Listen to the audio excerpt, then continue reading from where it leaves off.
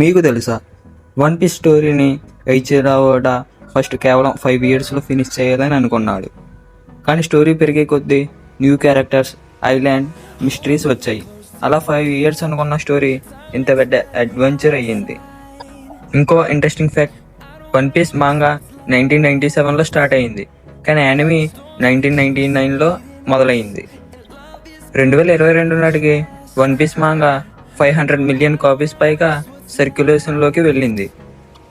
Luffy devil fruit కూడా ఒక పెద్ద మిస్టరీయే. మనకి గోము గోము నోమిగా తెలిసింది, కానీ తర్వాత దాని అసలు పేరు హీతో హీతో నోమి మోడల్ నీకా అని రివీల్ అయ్యింది.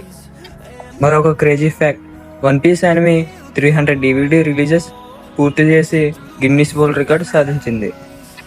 ఇలాంటి one piece facts, manga mysteries, theories కోసం యానిమీ పురాణంని సబ్స్క్రైబ్ చేయండి.